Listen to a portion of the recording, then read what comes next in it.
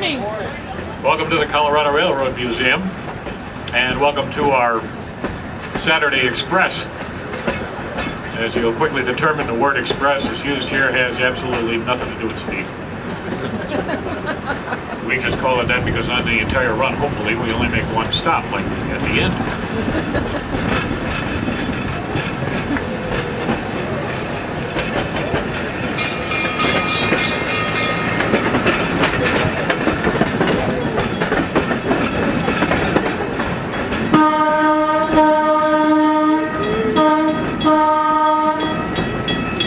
This morning is a genuine piece of Southern Colorado narrow gauge railroad history.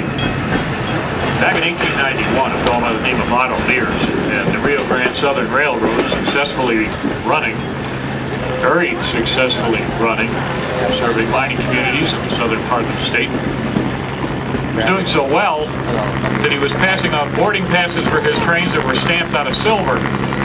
Silver having come from mines in the communities that the railroad served. I'd like to have about a handful of those. However, that good fortune was not to last. This came 2 years later, in 1893, we had the Panic of '93, or Silver Crash as it was called.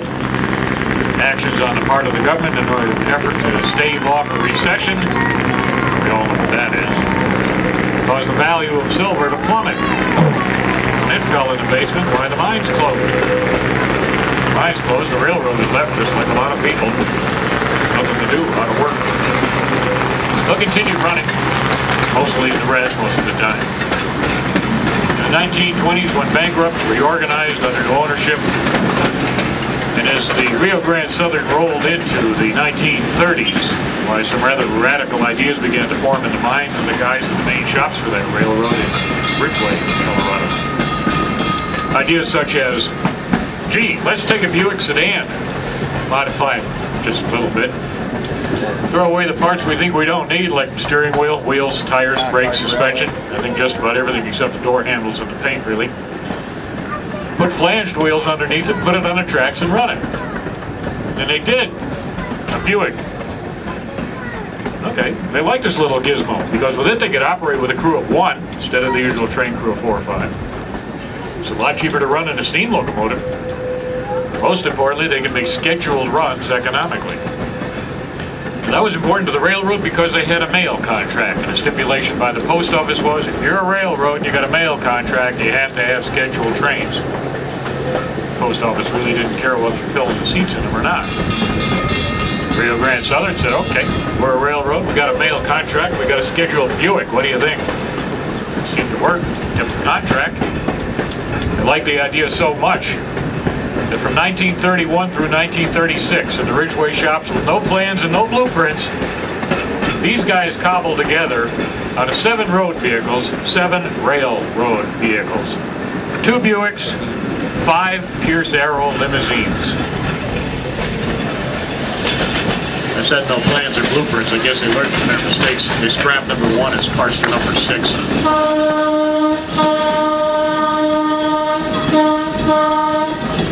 They took the 6 of these things that they had and they ran them all over the system. Rain or shine, summer and winter. Kept them out of bankruptcy, maintained that mail contract.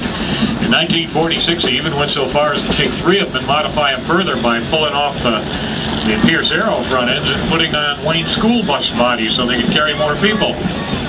Almost like they were building a train. Well, things are going well. They'd retired number 2 early on, and everything went well until 1950. In 1950, the post office terminated the mail contract. It was the trucking industry.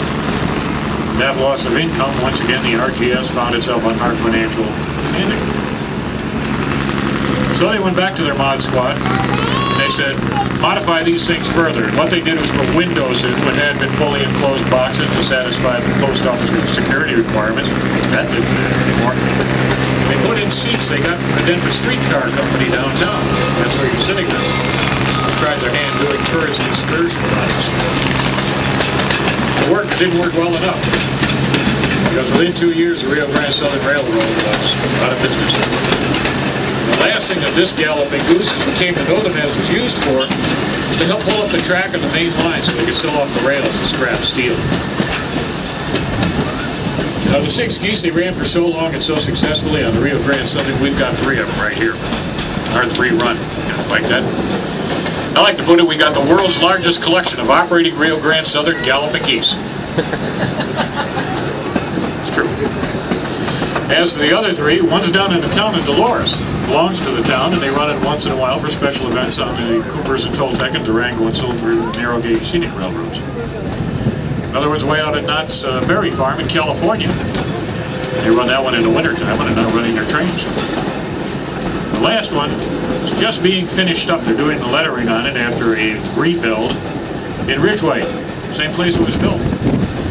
Once that's done, it's going to go back to its owner with a little bit of a detour. Its owner is Telluride. The owner is the Telluride Fire Department. Now, that detour I told you about. June 16th and 17th here at the Colorado Railroad Museum, we are going to have a Goose Fest. We are going to have, running on the same loop of track that we're running on right now,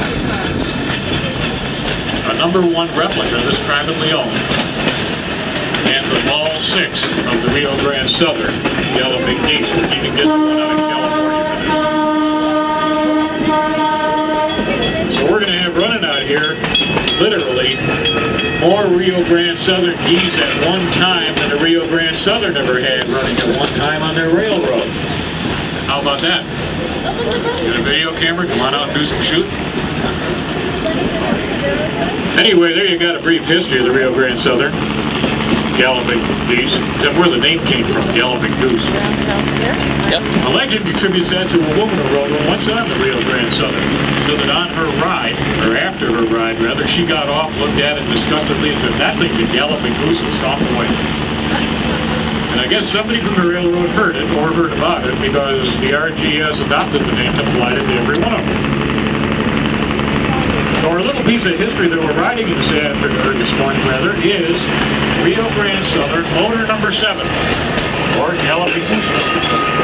Last one built in 1936, or 1920, which appears down on the sheet. Any questions? Let me get quick and straight. I want to thank you for going out riding with us this morning. It's a great day. It'll snow tomorrow. Yeah. But anyway, enjoy the rest of your day here at the Colorado Railroad. Yes, ma'am. Are most modern railways wider tracks now? You bet they are. Is that why they call them narrow gauge? Yeah. Good question. Are most modern railways wider tracks, or are they farther apart? Yes, they are. Standard gauge in the United States is 4 foot 8 1/2 inches. Right, the rails we're riding on right now are 3 feet, or 36 inches apart. Are they illegal to run an actual freight train on narrow gauge rails now? No, ma'am. So you still can? Yep. They do it on the Coopers and Toltec. They run maintenance away cars. Of course, they can't run them on the standard gauge. The wheels aren't far enough apart. You can't run standard gauge cars on narrow gauge. Anyway, enjoy the rest of your day here at the... Yes, sir. What's powering us right now? What's powering us right now? Right now, this thing is being hauled by a 1956 six-cylinder Chevrolet truck engine and transmission. Before that, it had a deuce-and-a-half military surplus engine in it until it couldn't get parts anymore. And showing no brand loyalty whatsoever, before that, it had a Ford Flathead V8 in it. We don't know if this one ever ran with the original Pierce Arrow engine on the tracks because of the time.